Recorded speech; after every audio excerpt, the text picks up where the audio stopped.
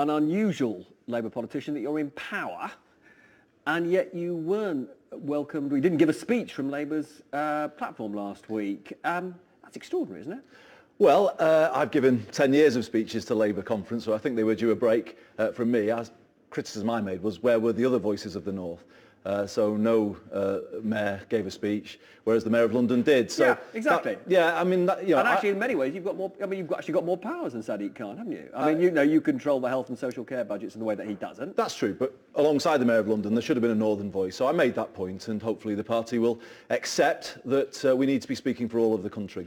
How big a problem is it that Jeremy Corbyn's senior front bench is so London-centric? I mean, in fact, 3 of the 4 biggest jobs have gone to MPs in constituencies, all of whom are basically Islington and Finsbury Park. Well, people make that point, but actually, let's remember the but shadow isn't that cabinet. Alienating for people up here? You've got some very strong voices in the shadow cabinet. Arguably, the most prominent people like Angela Rayner, shadow education spokesman, Andrew Gwynn, who played such a big role in the election campaign, Debbie Abraham. So, no, there is balance there, and I just want to see those voices come to the front. Home, Shadow Chancellor, Shadow Home Secretary, Shadow Foreign Secretary. Over many years, I have criticised the Labour Party for being too London-centric, and I think there is still a tendency to operate in that way, and I will carry on pointing that out until we see that real change and the voice of the North coming through strongly in everything that we do. You've always been centre-left. Jeremy Corbyn, quite frankly, is well to the left of where you were historically. He says the country has moved well to the left. Is he right? Well, I think the evidence is in what Theresa May is having to do today. She is clearly responding to Jeremy's agenda. We've got kind of rushed announcements on tuition fees, on the private rented sector in housing. He's clearly setting the agenda, and she's having to kind of struggle to catch up with what Jeremy's saying. So I think there is a mood in the country that says, this isn't fair. People at the top have done very well. What about the rest of us? And Jeremy's caught that mood. But the Tories themselves have acknowledged that they fought, arguably the worst general election campaign in living memory. It's quite difficult to believe that their next campaign will be quite as bad. Well, and therefore, you say that, Robert. We'll see, won't we? I mean, from my perspective as Mayor of Greater Manchester, what I see is backbiting over Brexit, jostling for position, and all the while they are neglecting the domestic policy agenda. We see low morale in the NHS, in the police force, around issues around pay.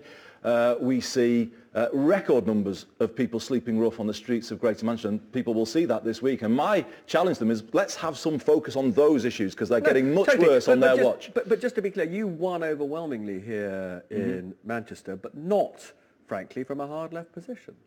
I won from a position where I was very much rooted in what people were saying here. I promised to end rough sleeping here, and I'm working very much on that. Have you got the powers to do that? The Mayor obviously has got direct power, but you've got the ability to bring people together around a common agenda. And I can tell you, Robert, people in Greater Manchester do not like walking past the people huddled in doorways. They don't avoid their eyes. They want something done. And I hope the Tory party this week sees what's happening around us and actually gets more focus on those issues.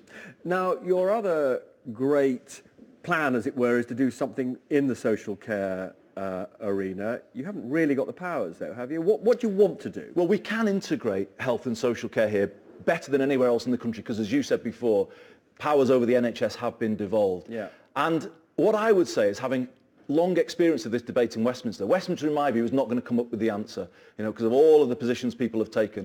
Let's come at it a different way. So my offer to the government this week is, make Greater Manchester a pilot for the reform of the funding of social care, so that for the first time in the 70-year history of the NHS, we have an incentive to support people properly in their own home, rather than leaving them stuck in a hospital bed. And what you're looking for is a special levy, is that right? Yes, I'm looking for extra help, but also permission. Would it be more taxation on everybody? Well, no. What I'm looking for is permission to break out of the NHS tariff, which pays hospitals by every person who comes through the door, and institute a new funding system based on a year of care, so that the incentive switches from treating people in hospital beds to supporting people properly in their own homes. So would it require extra money? Well, in the long, yes, because we're going to need help to... And where would that money come from? Well, it's got to come from the government. I mean, social care is hugely underfunded. Councils everywhere are under pressure. The government needs better answers, but I'm making them a positive offer. The proposal that the government made in the general election, which was to take money from the value of people's homes effectively.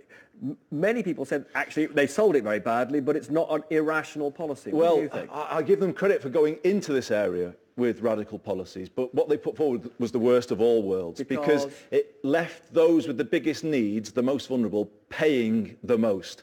And that isn't the NHS principle, is it, where we all look after each other and everybody's covered. And my argument is, extend the NHS principle to the funding of social care so that everybody contributes, but then everybody is covered for all of their care needs. It was called a dementia tax, Robert, because it would have left people with the most needs losing everything that they'd worked for, and that is the problem. But why should young people pay for the care of older people who have the assets? Younger people, we know, there is this big wealth divide between young and old. I've never argued that, actually. I've always argued that it should be a payment by older people, but do it on the NHS principle, where everybody makes the payment. Therefore, you can reduce the cost to everybody and help protect what they've worked for. You know, I got criticised, didn't I, for arguing for a 10% levy on all estates. Well, the point about that is it would protect 90% of what everybody has worked for. So everyone could go into later life with the peace of mind that their home and their savings largely would be protected, and I think that's a much better way to do it. Now, very briefly, because we're running out of time,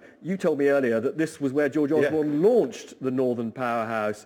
You've been worried that Theresa May has completely given up on it. I am, Robert. I mean, I've never seen the same commitment. To be fair to George Osborne, he at least talked about the North. Ever since, it's gone quiet, and it feels to me like this is a make or break week for the Northern Powerhouse. You know, we were promised full electrification of our train lines, and in the summer the government said, oh no, we might now do part electrification. You know, at a time when we're all talking about electric vehicles, why should the north of England be stuck with diesel trains, part diesel trains for the rest of this century? We're always being asked to accept second best when it comes to rail investment. Well, my message to the government is we're not going to put up with that anymore. The North is getting stronger, it's getting organised, and we're going to demand the investment that we need to build that Northern powerhouse that the Tories promised us. Now, we're almost out of time.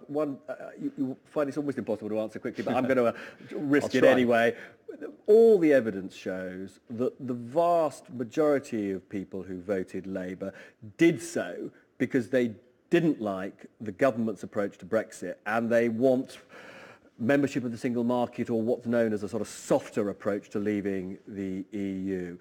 Jeremy Corbyn's not in the right place on Europe yet, is he? No, I think he is, to be fair, because he's respected the referendum result. People have voted for change, and the party has recognised that. But I think he's absolutely right to say we're not going down the path that the government are dragging us down, with Boris Johnson trying to get us towards a hard Brexit. The country definitely don't want that.